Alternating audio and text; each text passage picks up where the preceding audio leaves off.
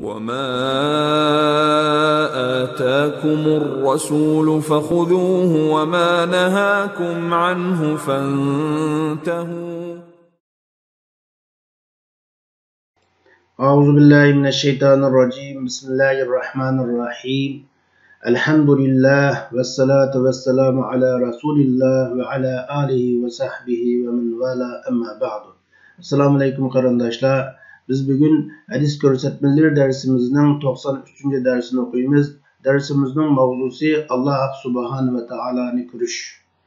A'udhu billahi minash shaytonir rojim. Bismillahirrahmanirrahim. An Suhayb ibn Sinan ar-Rumi an-Nabiy sallallahu alayhi wa sallam qala: "İza dakhala ahlul jannatil jannata qala yaqulu Allahu tebaraka ve taala turidun shay'an azidukum feyaquluna ألم تبيض وجوهنا ألم تدخلنا الجنة وتنجينا من النار قال فيكشف الحجاب ما أعطوا شيئا أحب إليهم من النظر إلى ربهم عز وجل." Suhayb ibn Sinan Rumi radhiyallahu anhudan rivayet qilindiki, Peygamber sallallahu aleyhi ve sellem mundaq degan: Cennet ahli cennetga kirgan chaqda Alloh tabarak ve taala sizlarga boshqa bir narsa lozimmi deydi. Ular deydiki: "Ey Alloh, sen bizning yuzlarimizni yuritmadingmi? Yine sen bizning yuzlarimizni nurlantirib etding. Sen bizni cennetga kirgizding. Sen bizni do'zaxdan qutuldirding." degan chaqda Alloh subhanahu va taolo hijobini ochdi. Hicabını açıkanda ular özlerinin Allah azze ve celle'nin Rabbi Tebarek ve Teala'ga karıştın mı? Rabbi Tebarek ve Teala'nı küreştin mi? Özüge suyumluk Rab bir neresinin birilmegenligini his kılıdı. Cennet bu Allah subhanahu ve Teala'nın mümin, muttaki bendilerine beradigan bir mukafati.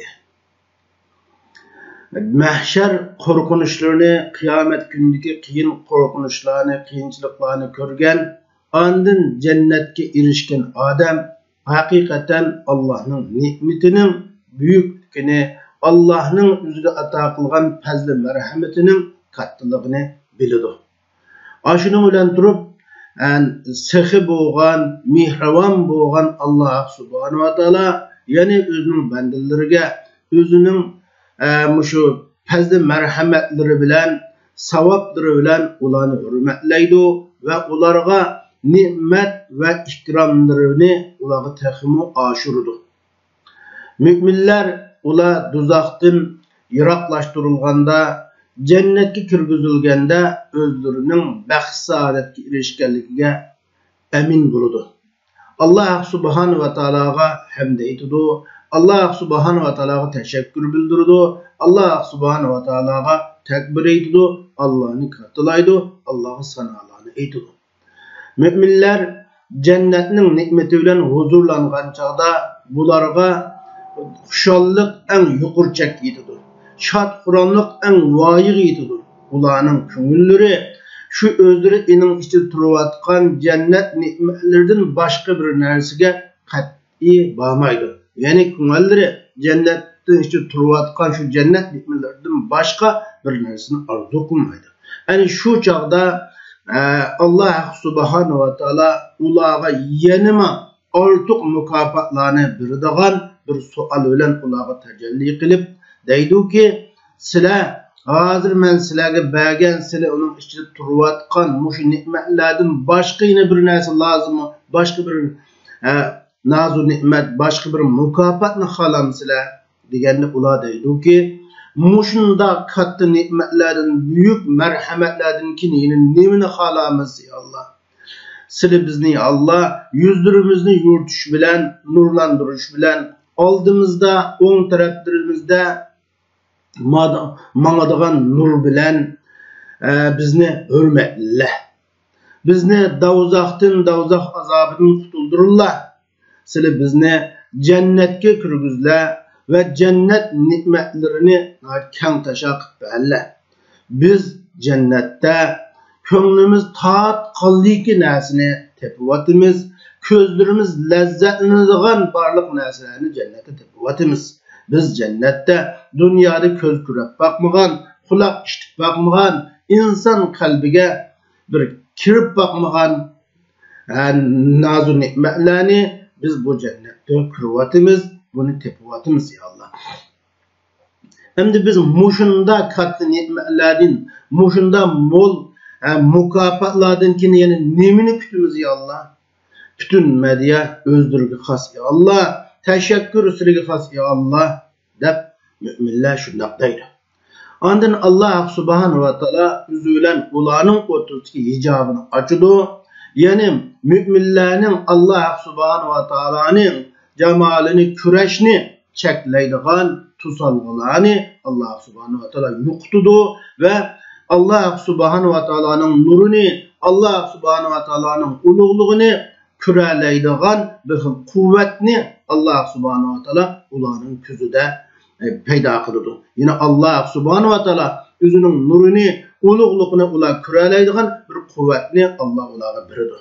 Şununla ula Allah'ın nurunu, Allah'ın katlılığını küreşilen, Allah'ın cemalini küreşilen barlık nimetlerini unutuduğandır. Bak saadetini iskılıdı.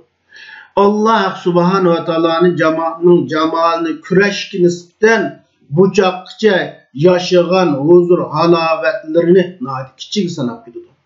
Yani müminlerin kıyamet günü Allah subhanahu wa ta'ala'nı kürüdüğanlığı hakkında Allah subhanahu wa ta'ala Sure Kıyamet'in 22. 23. ayetlerde mındaqlaydı. Estağfirullah. Bismillahirrahmanirrahim. Vucuhu yevme izin nadire ila rabbiha nazire. Kıyamet günü nurgun yüzler, nurgun iman ehlileri, bek saadet ehlileri kıyamet günü muşundak adamların yüzleri nurlunuk gidiyor. Ular Allah subhanahu ve ta'ala'nı ahirette kürüdü dedi. Yani muşu ayet-i kerimdi mu? Kıyametkin iman bek saadet ehlinin yüzlerinin nurlunu dağıllığı Allah subhanahu ve ta'ala'nı kürüdüğallığını o ayet-i kerimden kürülarayımız. Yine Allah subhanahu ve ta'ala Sure Yunus'un 26. ayetinde mındaktaydı. Lillezine ahsenul husna ve ziyade. Allah subhanahu ve ta'ala deydi ki emellerini kamil, mükemmel kılgan kişiler için husnaba ve ziyade var dedi. Yine husna degen yine Allah subhanahu ve ta'ala ne bir husna degen sözünü ulemalarımız cennet dep tefsir kılgan. Yani bu emellerini kamil kılgan kişiler için cennet var ve ziyade var ve ziyade bu yine Allah subhanahu ve ta'ala'nın küreş var. Yani emellerini kamil kılgan adamlarga kıyamet günü cennet birledi ve Allah subhanahu ve ta'ala'nın küreş şerifine erişidi.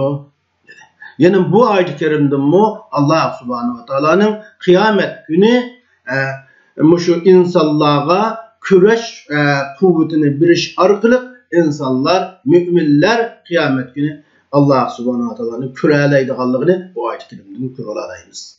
Hem de bu Allah subhanahu ve ta'ala'nın küreş meselesi de malum ihtilaflar bulup Ehl-i Sünni vel Cema mezhebidekiler Allah subhanahu ve ta'ala'nın müminlerin ahireti kürüdüğallığına icma kılgan. Ama bir kısım İslam fariqilleri Allah subhanahu ve ta'ala'nın dünyada küreşinin muhalifkenligi, ahirette Allah'ın küreşinin muhalifkenligini dava kıldı. Lekin Ehl-i Sünni vel Cema mezhebi yani biz Allah subhanahu ve ta'ala'nın müminler dünyada kürenmeydi ama ahirette kıyamet günü cennetke kirgenini küreleydi dep itiqat kılımız. Mana bu bizim itiqatımız. Hem de dersimizden şunu hulasalayımız ki bugünkü bu dersimizde müminlerin kıyamet günü cennette Allah subhanahu ve ta'ala'nın kürüdüğallığı bu derste ispatlandı. İkincisi yine müminlerin ahireti Rabbini küreşini inkar kılgan azgın pereklerge bu derste reddiye biriş var. Bu dersten ulağı reddiye çıkıdı.